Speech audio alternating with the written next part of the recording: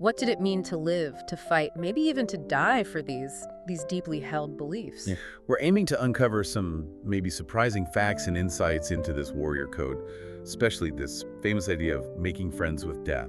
It's quite a concept, and hopefully it gives you a shortcut not just to the history, but to understanding a unique mindset, both historical and spiritual. Okay, let's dive right into that central theme, making friends with death.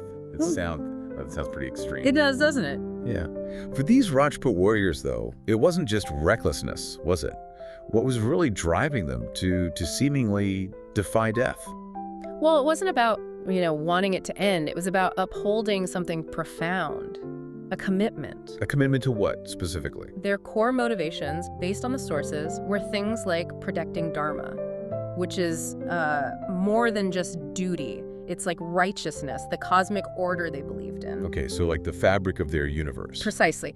And also safeguarding the honor of women, their daughters, and of course defending their land, their ancestral homes. Right. And there's this powerful line in the source material. It says that for a true Rajput, living after such a moment would be like poison. Wow. So dishonor or failing that duty was literally worse than death. Exactly. It wasn't just some abstract idea. It was like a moral compass, deeply internalized. It dictated everything. So this phrase, making friends with death, it wasn't just a saying, it was a whole way of life, a mindset. Absolutely. And what's really fascinating is how deep it went. These warriors, they genuinely embraced the idea of the ultimate sacrifice. How so? The sources actually describe them performing auspicious ceremonies for their own demise, like preparing for death as if it were a sacred event, almost like a wedding to their destiny. That's incredible. It speaks to a level of conviction that's hard to grasp today, maybe, where individual life just wasn't the highest value. Exactly. It was subservient to this greater cause, this societal contract they lived by. Very powerful stuff. And maybe nowhere is that clearer than in the story of Maharana Pratap and his horse Chetak. Let's get into that. The Battle of Haldagati. Set the scene for us. Right, Haldagati. So picture Maharana Pratap. He's the Sisodia ruler of Mewar, a lineage famous for its fierce independence, right? And he finds himself surrounded. Enemy forces closing in. It's a desperate situation. And his horse, Chetak. His beloved horse, Chetak, suffers this terrible injury, really gruesome.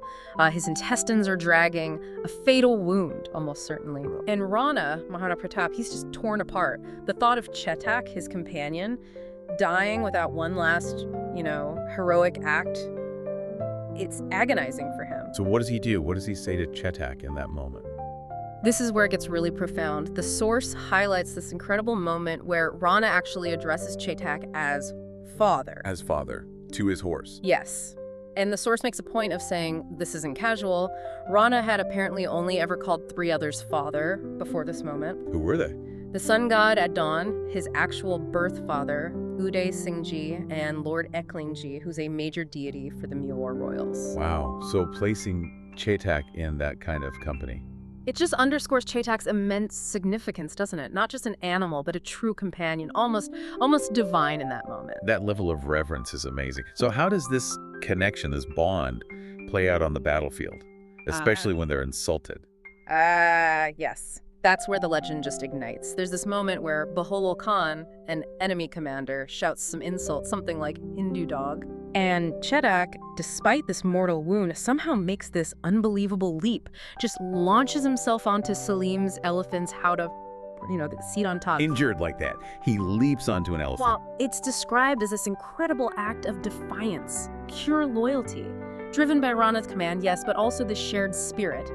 And then Rana acts. The decisive moment. He thrusts his spear and it severs Bahul Khan's head. A swift, decisive blow. Incredible. And the way this is described, it's not just a factual account, is it? There's some powerful imagery. Oh, absolutely.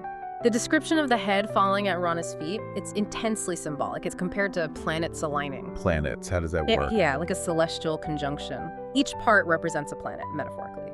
So Rahu, which is traditionally black, represents the dark helmet. Right. Mangal, red for the blood, obviously. Guru, yellow for the brain matter. Chandra, white for the skull itself. And Rana. And Ravi the sun, often depicted as red or saffron, that represents Rana's attire, in whose lap all these planets gathered. So it's like the cosmos itself is converging at his feet. Exactly. It elevates the whole act beyond just battle. It implies this divine validation. It suggests that this kind of valor, this loyalty, it even transcended species. Chetak's sacrifice becomes like a divine partnership. Amazing. And you mentioned Chetak's origins. Right, just a detail from the source. He was apparently one of 700 horses given to Rana's father, Uday Singhji, by Charns the Bards we'll talk more about later, from Cod village in Saurashtra. That adds another layer. So if Pratap and Chetak show this incredible bond, our next figure, Hamirji Gohil, really takes that self-sacrifice theme, that making friends with death, somewhere deeply personal. He really does. Hamirji Gohil, his clan, the Gohils, had migrated, led by Sijakji Gohil from Kurgad to Saurashtra. And Hamirji, he undertakes this sacred mission to defend the Somnath temple, a hugely important site. But his story has this incredibly poignant human element. What happens on his journey? On his way, he stays for one night with Vagado Phil, who is a chief of the Gurbil community. And during that single night, he marries Vagado's daughter, Rajal. He gets married, knowing he's going into a battle he likely won't survive. Exactly, and that's the crucial part. The source emphasizes this marriage happened with the full knowledge on both sides that Hamirji was going to his death. He would not be coming back. Wow. That just hammers home that making friends with death idea again. It's not just him, it's Rajal, her family. It's the whole community understanding and participating in this commitment. It's a marriage to destiny, really. A profound acceptance of sacrifice for the cause. And did he fulfill that destiny? He did. True to his path, Hamirji died fighting valiantly at Somnath. The story says his head fell right into the lap of Somnath Datta, the deity himself. And his memorial stone, his kambi, stands there today. But the story doesn't end with his death, does it? There's more with Rajal and their son. That's right. Later, Rajal brings their young son to see the memorial stone. And the child, just being a child, asks innocently, "Where's my father?" Oh, heartbreaking. What does she tell him? Her answer is just profound. It captures that whole ethos. She points to the Somnath shrine and says, "He is the father of the world." Okay. But, she adds, "Your father came to help the father of the world when needed." Wow. That's powerful. Isn't it?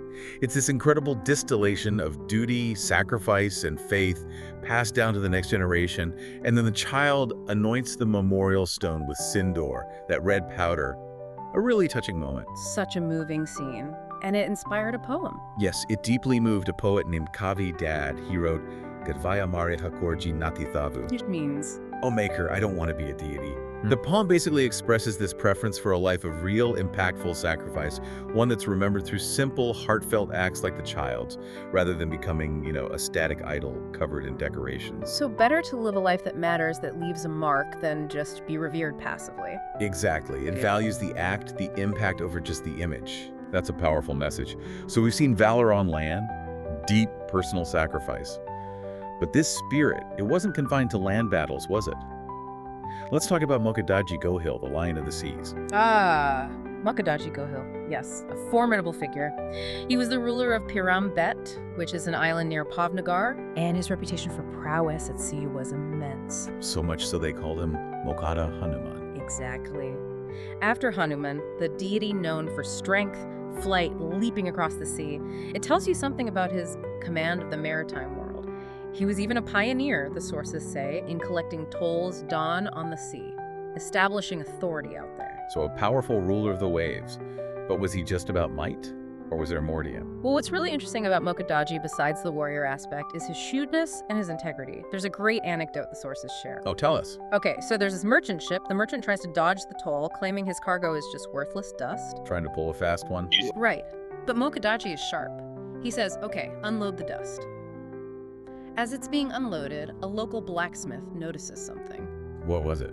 It wasn't just dust, it was gold dust mixed in with dirt. So the merchant was lying. What did Mokadaji do? Keep the gold. This is where his character shines through. He had all the gold melted down, separated from the dirt. Then he gave the dust, the actual dirt, back to the merchant, keeping the gold as the rightful toll. That's brilliant, clever and principled. Exactly. It shows he was more than just a strong man. He had this strong moral compass, this integrity. But like the others, his ultimate test came in battle, I assume.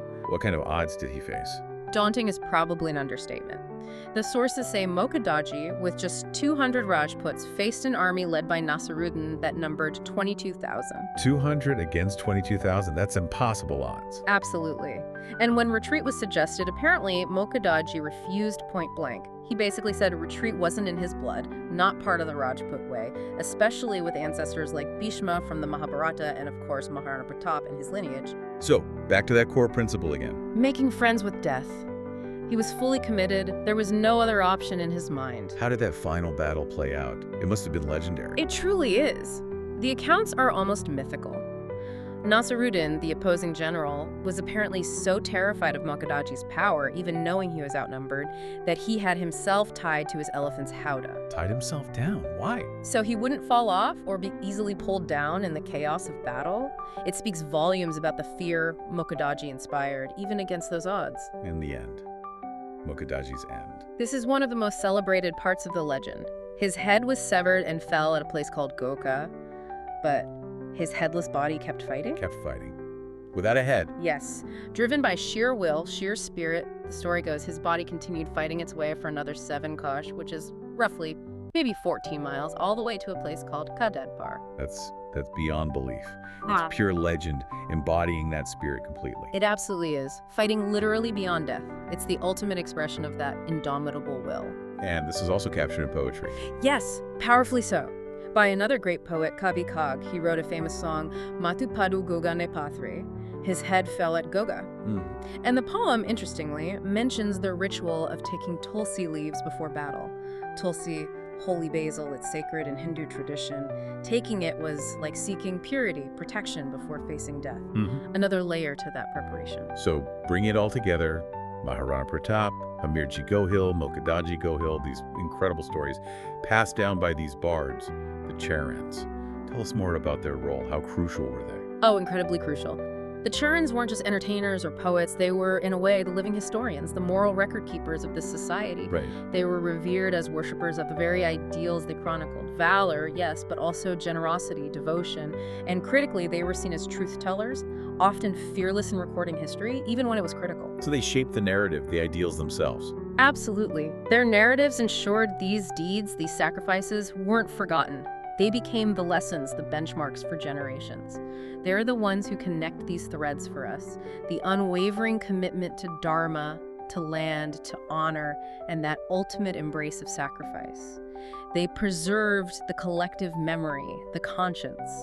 And it wasn't only the male warriors embodying this or the male poets recording it. You mentioned the Rajputani spirit earlier. Yes, absolutely essential. The Rajput women, the Rajputanias, they were integral. They weren't just passive observers. How were they involved?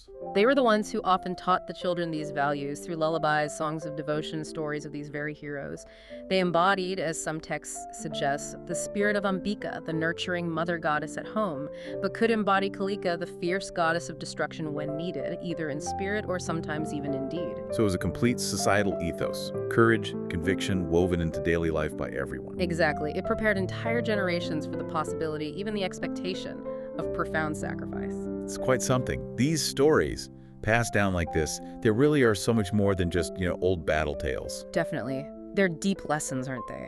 About conviction, about courage, about what it means to live a life that's true to your principles, even when death is certain. They show that valor isn't just about swinging a sword. It's about this unwavering core, this spiritual integrity. That informs every single choice, right up to the last one. So, listening to all this, thinking about this intense idea of making friends with death, what does that concept mean for you personally?